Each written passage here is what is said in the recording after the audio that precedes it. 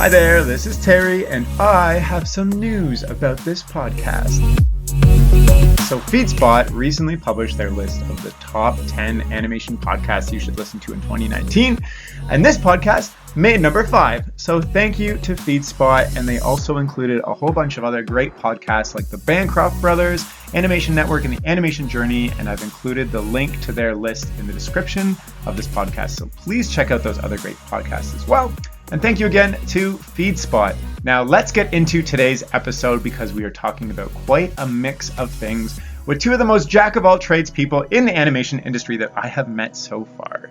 They are Rikke Asbjoern and Chris Garbutt, and they both have a huge list of accomplishments. Chris got a BA in Graphic Arts and Illustration from Leeds Metropolitan University in the UK back in the late 90s, and since then he has pretty much done it all. He's been a creator, executive producer, showrunner, writer, director, character designer, storyboarder, and so much more, and he's worked for a ton of studios, including Disney, Dreamworks, Nickelodeon, Cartoon Network, Aardman Animation, and Passion Pictures.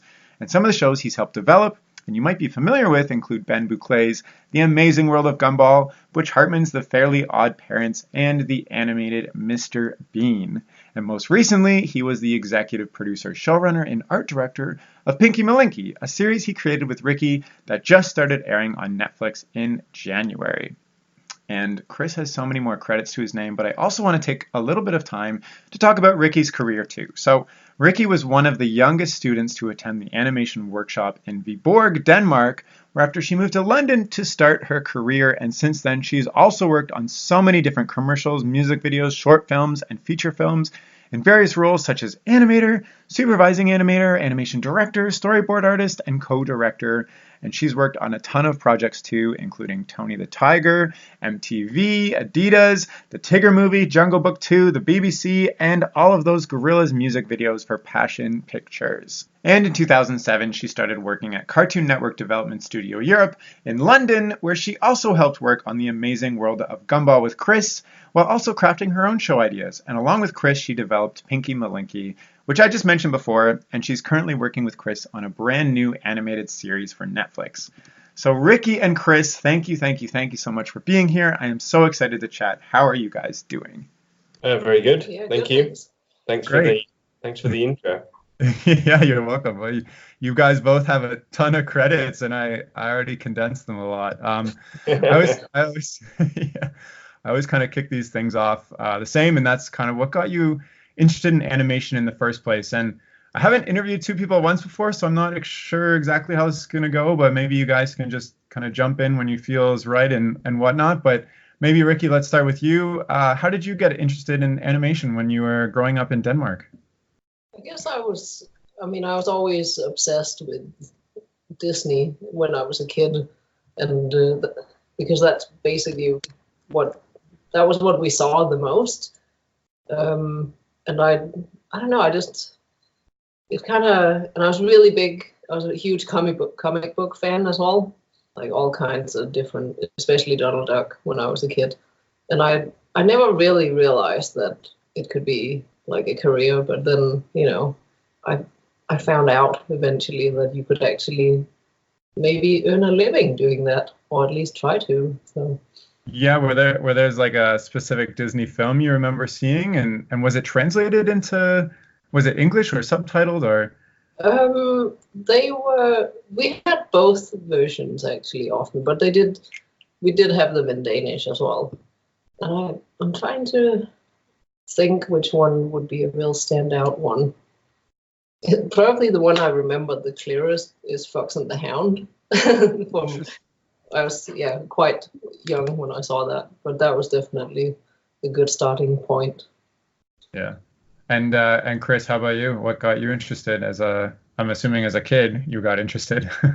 Yeah. I mean, similar to Rikke, I grew up like with a real love of comics.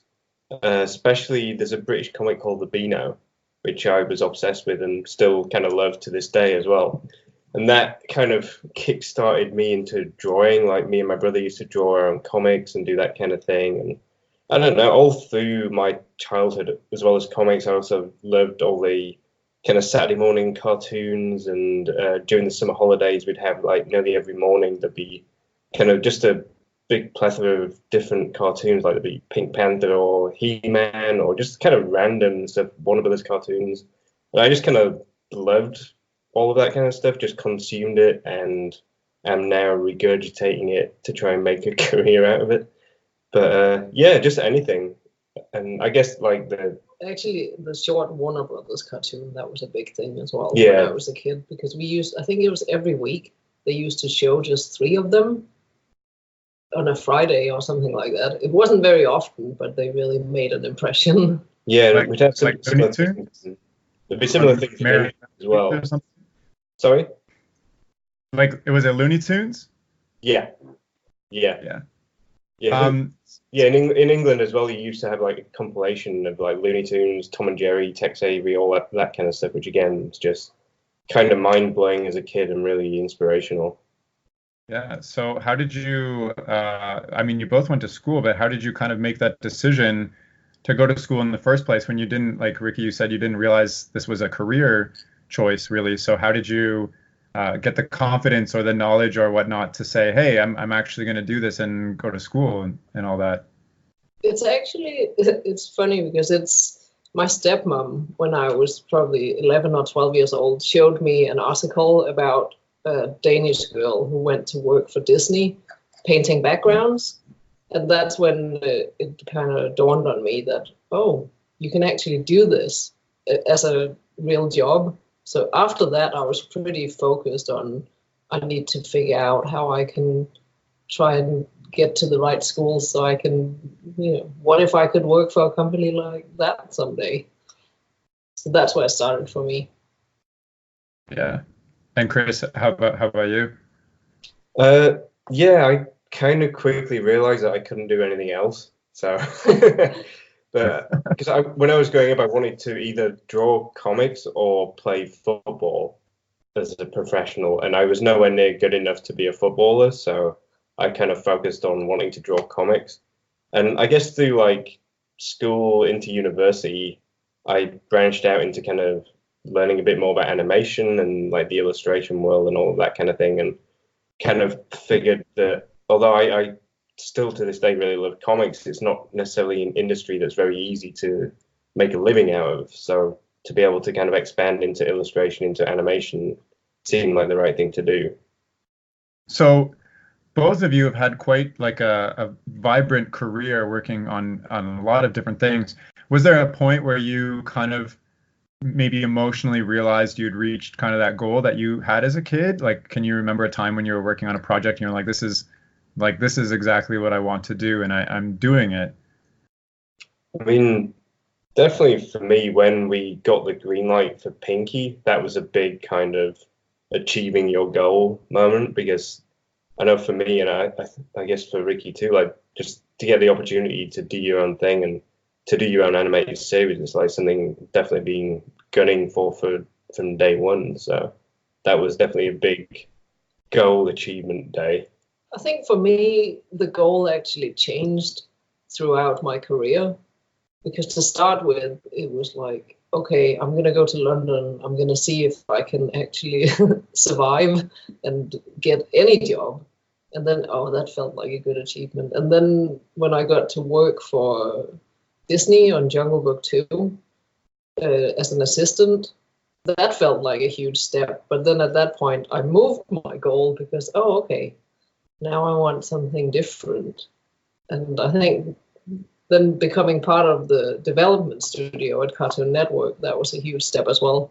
And that was when it became really clear, okay, need to make some of these crazy ideas that I have. And then we started working on lots of ideas together. Yeah. Maybe a question from the opposite end, like, did you ever reach a point where you thought, I mean, both of you have worked for so many different studios and on different projects. Did you ever reach a point where you thought maybe this isn't for me, or it was really frustrating and you weren't accomplishing the things you wanted to accomplish? Like Chris, I think it's interesting that you've had a couple of decades of a career and you feel like you finally reached that goal now, which I think is amazing, and congratulations. But looking back, did you ever have any kind of failures or frustrations along the way that you can think of? Yeah, I mean, Not to sound ungrateful, but when we first came over to America, we were both brought over to be story artists at Dreamworks Features, which was an amazing experience. Like we were there for 2 years, learning from so many talented people on like really exciting and great projects. But for me personally, came a point where I don't know, I didn't really get into the industry to just be doing storyboarding. That sounds really bad, but you know what I mean? Yeah, because you have so many things that you would like to. Yeah. You have so many ideas that it almost feels like it's not fulfilling until you get to get them out of your system. Exactly. So there just came a point where it's like really need to get cracking with our ideas again. So we've been doing that in London, developing our own stuff, pitching our own stuff. Like Pinky almost happened over there. And then being over here, it's like, all right, we need to get that moving again over here. And I guess that from being in that job in Dreamworks, we started to reach out to different studios over here and gradually got involved with Nickelodeon, which is obviously where Pinky got picked up and produced. Huh. I mean, yeah. I kind of, can you kind of give the Cole's notes of maybe the highlights of both your careers? Because I know I gave kind of already a Cole's notes version in the intro, but maybe like what are the successes that you personally feel over the career you've had? Like maybe first, how did you get your first job? All this stuff. Well, my first job was at a small studio called Espresso in London, working on, I think the very first thing I worked on was a Cocoa Pops commercial, which obviously when it's your first job, it just feels huge because you feel like, oh, I've dreamt about this my whole life, and now I'm actually, someone is paying me real money to sit and work on this, and it just felt so exciting. And also someone trusted you enough to let you be part of it. So that was very exciting. And another big memorable thing for me was working on the Gorillas videos, which was crazy. Yeah. Very hard, but so worth it because I think they turned out so well, and it was such an exciting thing to be part of. What was your role in the Gorillas? Were you doing the line art or the cleanup or the coloring or a little bit of everything? No, I was an animator on the second album. So yeah, I did animation on all of those. Feel Good and Dare. I can't remember what they're all called. Yeah. Chris, how about you? What was it like when you got your first job? Yeah, the first job that I landed that allowed me to stay in London, because like me and a friend of mine had been traveling from the north of England down to London a few times to try and get into the industry. And the first job that we both got together that allowed us to kind of actually stay in London, afford to rent a house, all that kind of stuff. We were art directing the second season of Stressed Eric, like a show that originally was done by Klasky in LA, but they decided to do the second season in London. So that was pretty exciting to actually, we'd gone from earning £40 a week on unemployment benefit to like suddenly it was around £750 a week. So we were pretty excited about that, and we spent a lot of money on wine and pizza and got really fat and then realized that we need to be a bit smarter with our money. But that was really fun. But that whole experience of trying to get into the industry to begin with was kind of interesting. Initially, me and my friend, we came over to New York and LA straight out of university to kind of, we went to MTV, we went to DC Comics, we went to like Nickelodeon, a bunch of different studios and places just to kind of meet people, try and make contacts, try and get jobs. Nothing came from it immediately, but we kind of started little seeds of kind of network and everything, which was really good. But we basically had to go. So you would just show up at studios and be like, "Hey guys, I'm here. Like, can I have coffee with somebody?" Or how did you go about networking? I mean, we did a little bit of research before we went, which was kind of tough. This was like 1998, so it was kind of. I mean, there was the internet, but the internet was pretty basic at that point. It's nothing compared to what it is now with like social media and all that kind of stuff. So actually connecting with people was kind of different. I can remember seeing there was like a job opening at MTV. So we got in touch about that. And we might have even called them. I can't remember. So that got us in the door of MTV to talk to someone there. They kind of phoned ahead to someone at Nickelodeon in LA. So when we went over to LA, we had a foot in the door there as well. So it was just kind of talking to people. They'd kind of open another door in a studio somewhere else. So you kind of just be passed around if you were lucky. So we just kind of went and tried it, and it worked out. And I guess because it was two British guys turning up, not really knowing what they were doing, I guess people might have felt sorry for us and allowed us in the studios. But it was really cool. But then we went back to Yorkshire after that, trying to figure out what to do next, because we didn't really know anything about the animation industry in London. So we were focused on trying to get something off in America.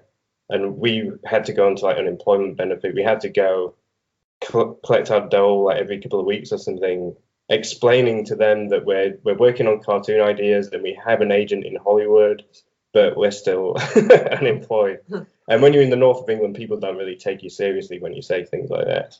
But eventually we made our way down to London. Again, we kind of built a network of like studios and people that knew us. And there's a guy called Mike Davis who had a studio called Ice Picks, who just let us use some space in there. And after a while, like the Stressed Eric thing came off, and we eventually got busy. So you were just using his studio to create your own stuff for fun? Yeah, he had he had 2 floors in his studio in Soho, and the top bit of it was kind of empty. So he just let me and Dave go up there and do our own stuff. And he'd kind of we'd done some stuff for him, like boarding and design on a little sting for Cartoon Network. And we'd actually gone in there to Cartoon Network with him to pitch a couple of ideas that we had as well. So that was the very first experience of starting to pitch like show ideas and stuff. So you said the networking didn't really pay off for you initially, but it did later on. How did that pay off later on? I mean, I guess it did pay off initially in the fact that we started to build a network. It just didn't pay off in regards to a job immediately. But a lot of that is to do with the fact that we didn't have visas or any legal thing that would allow us to work in America. So that kind of didn't help. But myself and Dave, we kept coming back to LA. We kept coming over. And because we'd started the seed of those networks initially, then it allowed us to kind of meet more people and come back and check in with people that we'd met before. And it's just kind of an important way of doing it, really, just keeping in touch with people and see because a lot of it is to do with who you know. When you're first starting out, you have to keep bothering people. Yeah, in a nice way. in a friendly way. But you do have to, keep interested and keep going, hey, just in case anyone needs anyone, I'm still...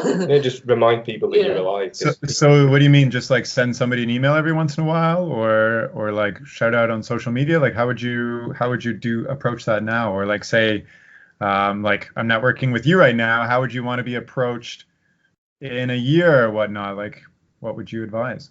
I mean, we have people who email us with their artwork as well. And to be honest, we've found a lot of people that we've ended up working with like that, or at least maybe we've people emailing their artworks. What's that? Just people emailing their artwork saying, here's my stuff. Are you interested?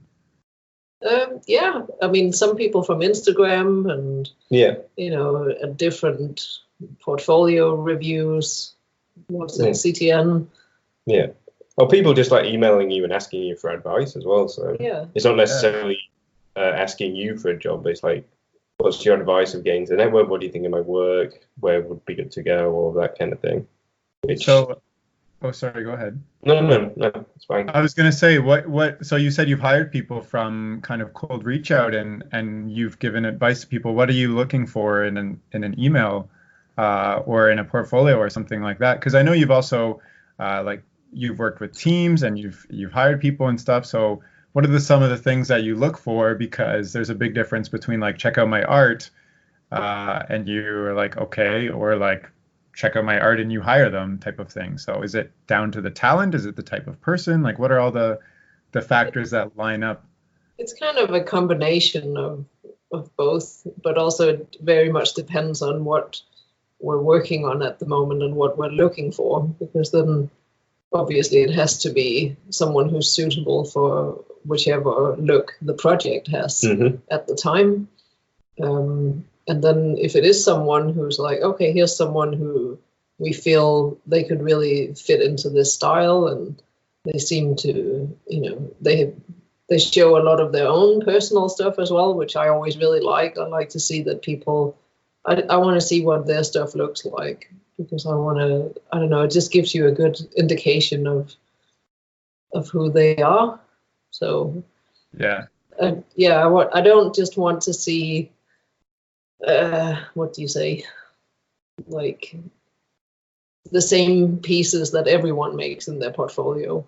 I want to see some personal stuff, but obviously I want to see something that shows their skills off as well. Yeah, that's it. It's kind of, it is hard to say what would make you hire someone from just looking at their work, because like Rikke said, it's all about what you're looking for specifically at the time. And it's all about timing. Sometimes the right person just shows up when you just happen to be looking for someone. Yeah. So there's always a bit of luck as well. Yeah. But definitely on the other side of it, aside from the work, just being polite. And I mean, it's good to be pushy, but not too pushy. It's just kind of walking that fine balance. But also, I've had a lot of people who've kind of reached out, and it's been a nice interaction. I've had some people who've reached out. I've spent time sending an email back, and then you never hear anything ever again. So it's always nice to say thank you if somebody takes the time. Nice. Well, yeah, I think that's good. I mean, I know a lot of people that I've talked to are kind of scared to even initially reach out to people like yourselves, because there's like a big gap in knowledge and experience, and it's kind of scary if you've never done it before. So no, you definitely should. That's how it works. I mean, I remember again being at university, and me and a bunch of friends, we made a comic, and then we just sent it to people that we admired. Like we sent it to like Bill Ray, who did like Ren and Stimpy and stuff like that. We sent it to a load of other like comic artists and animation people. We even got a letter back from Will Eisner at one point saying that he didn't like it, but it was nice of him to send a letter. But like Bill Ray sent a really encouraging letter to me, and he kind of started to spark a lot of my interest in actually thinking I could do animation, because he was saying, "Oh, from the comics, like you should try storyboarding," and he sent me like a sample of a Ren and Stimpy board. So like just reaching out and making those initial contacts, it's really valuable, and I don't know, kind of inspiring if you're looking for that kind of inspiration. And it's something everyone's had to do. Yeah, exactly. So don't be scared. Just be polite and nice. Good advice. Yeah. So I do want to talk a little bit about kind of Pinky Malinky and how it was, producing and being a showrunner and stuff. And maybe, so you both had quite a lot of different roles in animation, character designer, animator, etc. Can you kind of go through what kind of skills led to becoming a showrunner, and what kind of the day-to-day of an actual showrunner looks like? Because from the outside perspective, shows just get made kind of by magic, and the people who create them are like amazing, and you have no idea how they do them. They just get made. And so can you kind of explain the process? I know I'm asking a lot at once, but maybe explain what a showrunner does, and then what roles that you had previously that really helped you really maybe hone your skills or find the confidence to finally do this. That's a big question. I think it's magic. Yeah, it's all magic. I mean, all of the jobs that you had previously is helpful when you get into show running, because the more you know, the better. Yeah, definitely. I think we were pretty lucky that we got to do the show when we did. And I mean, like I said before, I started pitching shows almost immediately that when I went down to London, like a year or so out of university. If I'd have had a show picked up then, I'd have been a mess, because I didn't know what the hell I was doing. So the fact that we've had all these years of experience working on other shows, learning from other people, learning all the different, like from writing to designing to storyboarding, all the different kind of departments and all the different skills you need to make a show, to actually have hands-on experience doing that, I think served us. Yeah, because basically you're involved in everything. Yeah. and yeah, it's some pretty full days because you're in the writing and the storyboarding and the animatics. You know, you see everything at all the different stages, and then you focused on the character, on the design, the art direction. Yeah, and I did the voice directing. Yeah, and yeah.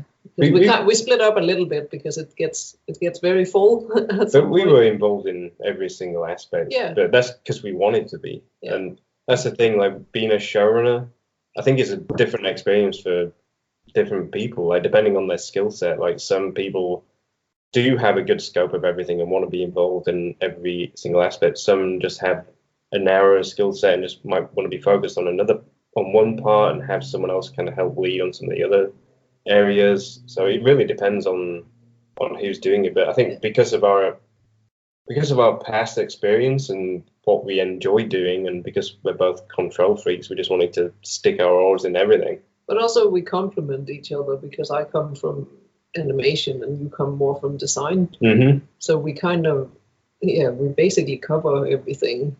I mean, that's not saying we did everything because we had an amazing team, obviously. Oh, yeah. But yeah, we were certainly involved in every stage. Yeah.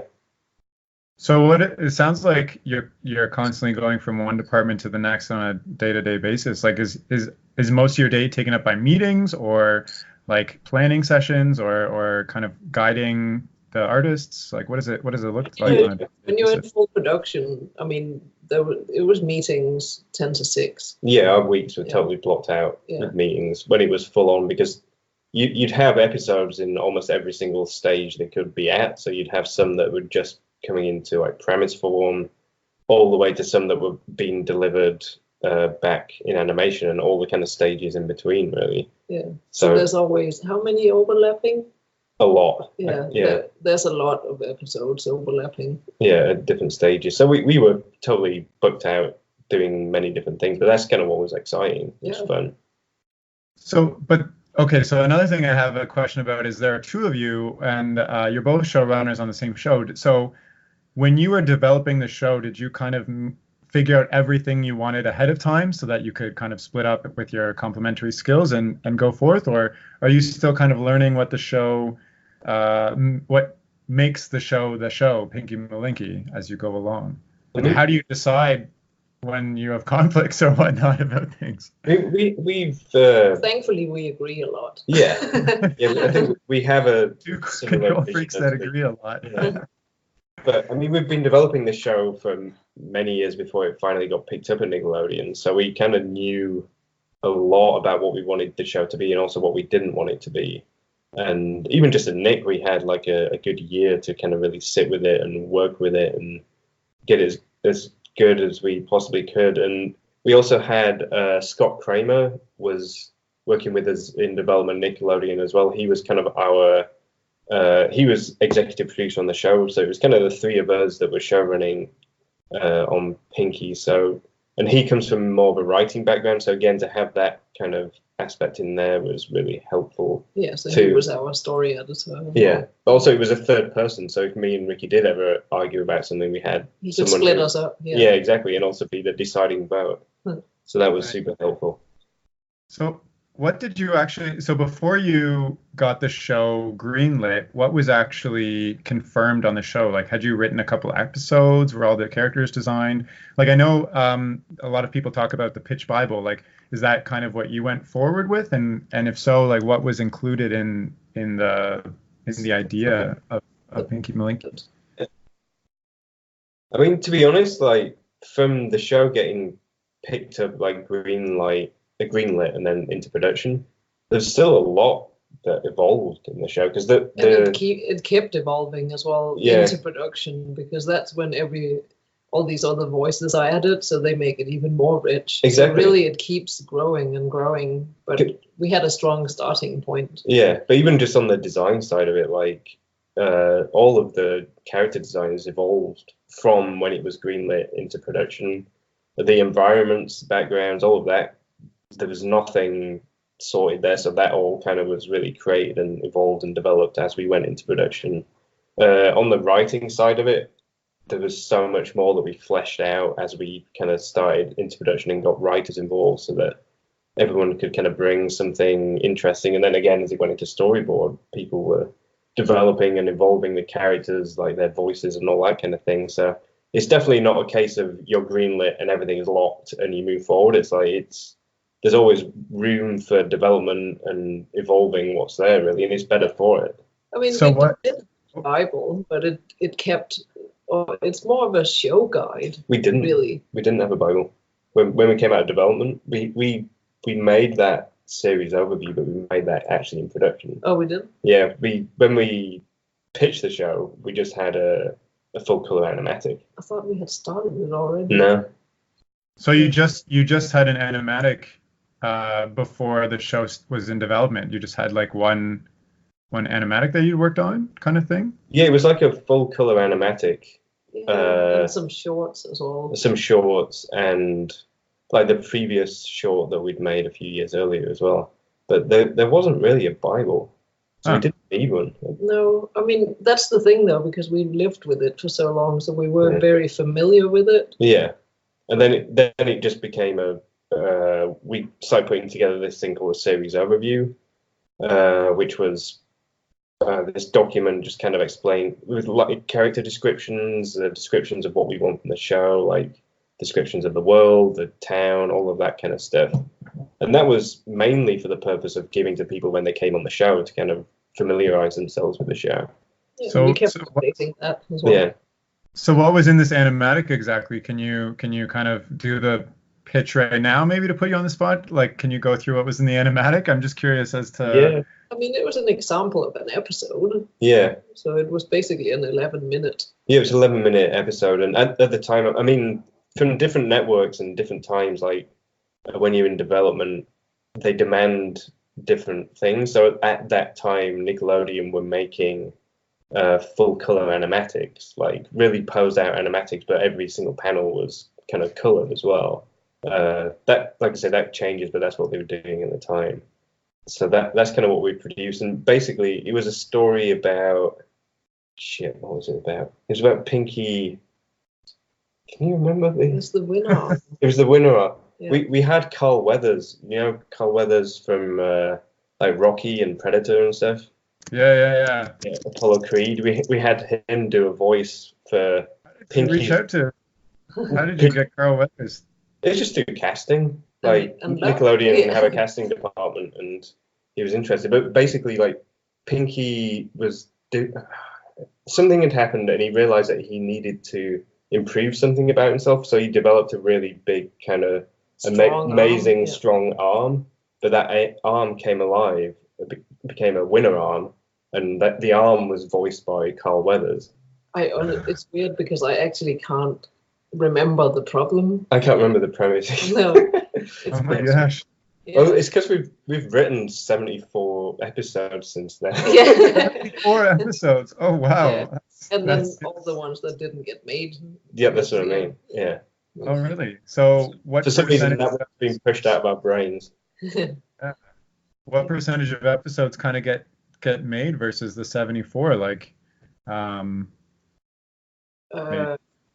ideas or well, when you say you've written 74 episodes, are these like full episodes, or are these kind of like episode ideas that no, here's they're a full, example? yeah, they're full episodes. Yeah, we actually produced 60 of them, and 14 of them went to storyboard. So there's 14 episodes that kind of wait in there to, who knows, one day maybe get made. For a really big crowdfunding campaign. Oh my gosh, yeah. So, I mean, you've both. I keep going back to all the skills you've had. What kind of things keep you on your toes now? Like you've worked in so many different departments over the years. What keeps you on your toes now? It seems like you've got a really good breadth of experience. I feel like it's the same stuff as always. Like you always have to keep up. There's like, and we're always surrounded by a lot of very inspiring people as well that then make you push yourself harder. Yeah, definitely. You don't want to get lazy. Like you see, like Ricky says, the people you work with producing amazing stuff. You see stuff on social media, and it's all very inspiring. And that certainly inspires me to keep doing things and keep pushing. But also, I mean, when it comes to like what we're doing now, we just keep having lots of different ideas. We've had lots of different show ideas, so you are motivated to just keep getting them out there and try and get someone interested so you can make things. And there's always a new problem to solve, basically. Yeah. What would you say, because you've written so many episodes, what would you say you've improved in, or what was the biggest learning curve in writing? Because like maybe going from not writing much to now having finished episodes, like what did you have to learn about the writing process to get better at that? I guess, I mean, simplification. Like we were dealing with episodes which were basically 9.5 minutes long, because the way we formatted Pinky, it had like a 30-second bumper at the beginning and the end. So the episode itself was kind of pretty short, like 9.5 minutes. So you had to be very economical about clarity. Yeah, how you wanted to tell a story and all of that kind of thing. So it was good learning that and learning from the great writers that we had, and Scott as well. Just I mean, it's always hard though. There's never.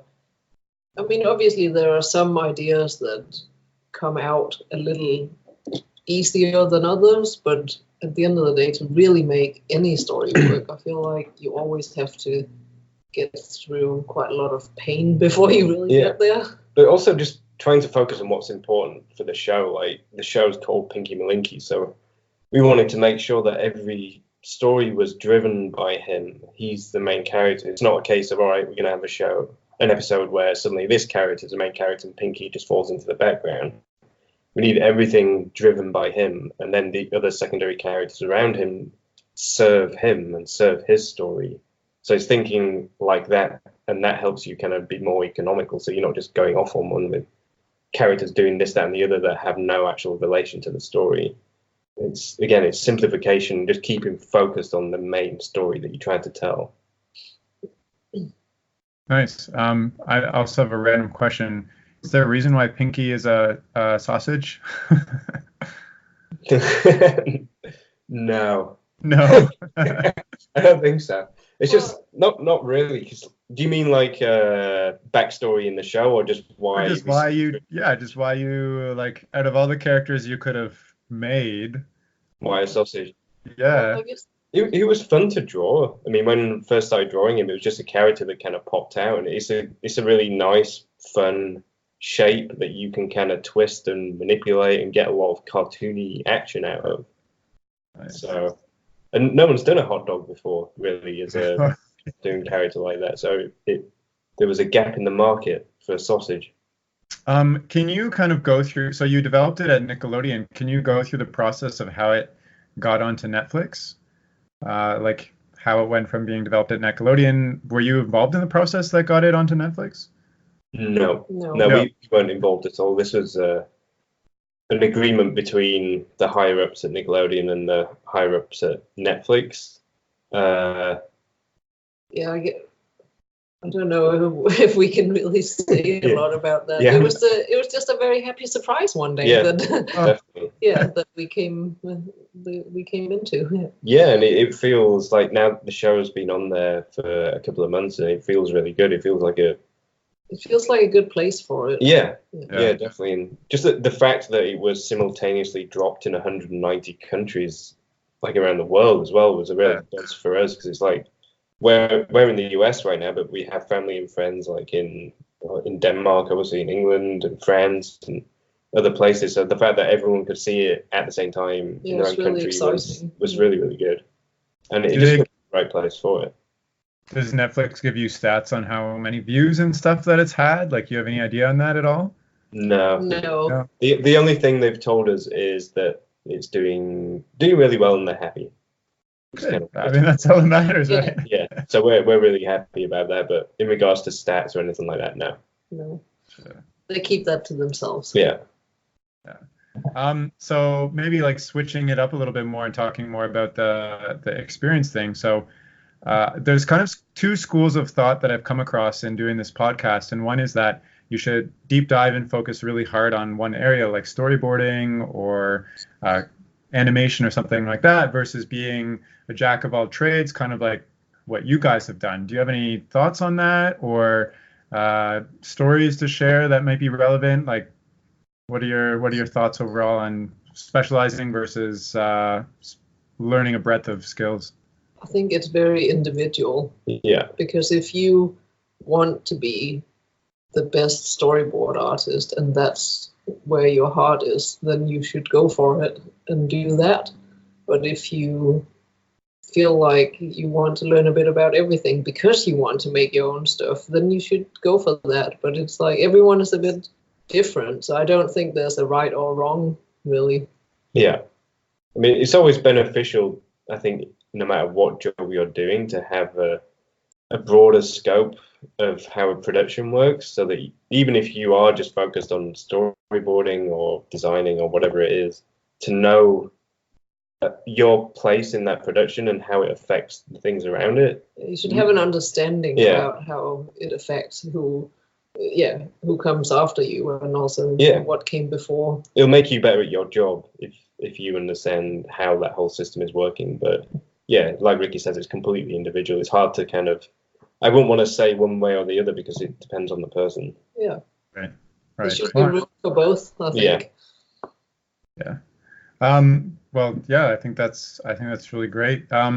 So maybe talking a little bit about social media now. So Chris, you have, I think, over 10,000 followers on Instagram. I don't know if you're active on other platforms. And Rikke, I think you have something. Let me just check here. 34,000. Yeah, she's got more than me. I just broke 10,000 the other day, so that was very exciting. I'm waiting congrats. That's awesome. Below 10,000 again soon. But... Oh. Well, it's because, I draw a lot of cat comics, and there's a lot of people who, like me, really love cats. Well, actually, that's how I actually discovered both of you separately from Instagram and didn't realize that you were both working on the same stuff and all this other stuff. So, but you both kind of have a different take to Instagram. So, like Chris, you post more like work-related stuff, like your storyboards and character designs and stuff. And Rikke, you're just like purely these cute little fluffy cats all the time. So do you use social media kind of as like an outlet or a promotional device, or like what is your inspiration for posting what you do? And also, how has it enabled your career? Well, for me, I think my Instagram probably started out a little bit more, a bit of everything, but then it just started focusing more on my little cat comics at some point. And also it was something that I really enjoyed doing in my spare time, because I've always really enjoyed doing comic stuff. But I found this format where I drew, they're all this small, all my comics. And I got a lot more done, and it was really nice for me to just have a place to put more of my personal stuff up. So I just kind of keep it as my little extra cat thing on the side. And I think you're creating a book, or at least offering like original copies or something of the comics. Is that true? Yeah, I've been doing a few little original comics where people can have their own cat. Commissions. Little commissions, which nice. is really fun as well, because it's nice to hear everyone's stories about their cats. And I am hoping to put a book together.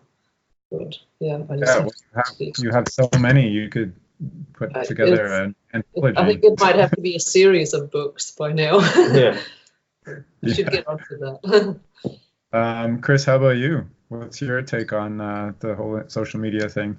So I guess I just use it as a platform to put my work out there. Like anything I do, it's not kind of as focused on one thing as Rikke's is, which I don't know if that's why I have less followers. I don't know. But it's not a competition. It is a competition. Oh no, she's winning. But no, it's just like I say, it's just a platform for me and my work. Basically, it's just anything I do, whether it's illustration work or animation work or personal, just doodles or whatever. I just like to get it out through that. Really, it's nothing, no bigger concept than that. Really. Has it impacted your professional life at all, do you think? I don't even know. Yeah, Actually. it's hard to say. I mean, I guess there might be some connections that we've made because of our social media presence, but it's hard to track that stuff. Yeah. Really, when you're kind of in the thick of it anyway. Have you made any, like you said, people will send you art by email or whatnot. Have you ever looked on social media for people to hire or that you might be interested in? Oh yeah, definitely. Instagram is a great place. Yeah. So how do you go about doing that? Do you kind of just look through your followers? Do you use hashtags? How do you go about? I mean, sometimes if you like certain people, then it'll suggest a bunch of other ones, and all of it. You can go down that little hole and you can find some really interesting stuff. So yeah. But also, like when you talk to other artists or people you're working with or people you know, they might suggest, "Oh, I know this guy who does this," and then you can see it on social media. For people to have that presence on Instagram, it's a really good way of getting to see new artists, like through word of mouth, and then you kind of check it out on Instagram. That's the thing, you can instantly look it up and see, oh yeah, this could be something. Yeah. Nice. Yeah, well, I think that's really interesting because I've talked to people who will specifically scout out Instagram to look at people's kind of profiles. And when you're looking at somebody's, I guess, profile, you said you like to see a lot of their original work. Do you care like sometimes I've talked to some of my classmates and they don't want to post things that they are embarrassed about or are in process. Like I only post like polished stuff myself. Would you have any advice on that, or like do you care, or you just want to see what they're working on, or like? I mean, I love seeing rough stuff as well. Yeah. There's so much charm to seeing an idea in its pure form. So I really like that. But it's nice. I think it's nice to have both. Yeah. And I don't know, you should never feel bad about posting anything. Yeah. I have a giant collection of my own terrible drawings. So. Are they on Instagram though? Some of them. Yeah, it's hard to really advise what the best thing is for that, because it's down to the individual, like how they want to be using Instagram. And I certainly wouldn't want to dictate how people use their own social media presence, but it's always good to see personality in people's work. So whether it's a polished piece, a rough piece, whatever it is, to kind of something that has that charm and that personality is always really fun to see. I mean, that applies a lot as well. If you're looking for board artists, it's nice to see that rough kind of stuff, because then you get an idea of how they would work with like quick drawings. Yeah. That makes sense, yeah. Cool. So kind of the last thing I wanted to ask you is, you both kind of said that you reached a big goal with Pinky Malinky, and now you've been working on it for quite some time now. What's next for you? Is there a bigger goal? Is it you're just gonna keep working on Pinky Malinky? Like, what's looking in your future?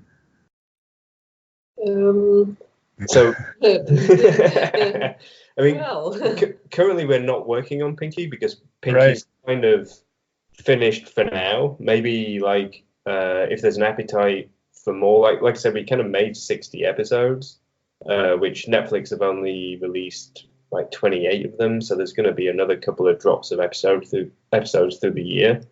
So it'd be interesting to see how that goes, and if there's appetite from either them or Nickelodeon to maybe make more, which would be great. In the meantime, we're developing another project of ours at Netflix right now. So that's keeping us super busy. Unfortunately, we're not allowed to say anything about it. We can't say anything, apart from it's great. It's great, yeah. Can you share a little bit what it's like working at Netflix? Like, how is that? Because Netflix is kind of new on the scene when it comes to animation, and they just opened up a studio and stuff like that. So can you share any of kind of the culture or what it's? I mean, it feels really exciting to be part of something that's so new, and it's very positive. Yeah. So it's just a really nice place to be. Yeah, there's a lot of really amazing like artists and creatives in there producing some like, very exciting and very projects. different stuff. Yeah. And yeah, I mean it's great to be part of a startup as well. Like it's all very fresh. It's like a new studio. There's a real kind of buzz and excitement of the potential of what this place has. So I think everyone in there is really happy, and it's a great creative environment right now. It's really, really good. It's kind of interesting as well because, like I say, we're kind of in development there right now.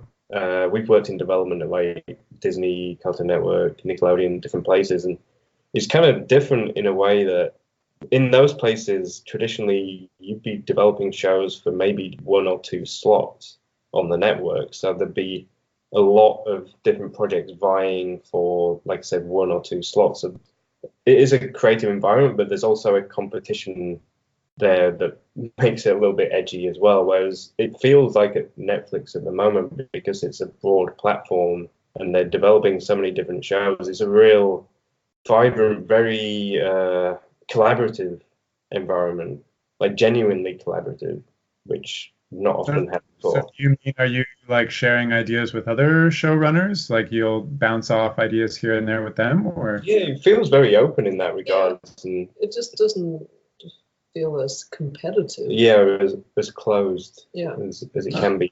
So, and I think that just makes people feel comfortable and happy. Yeah. Nice.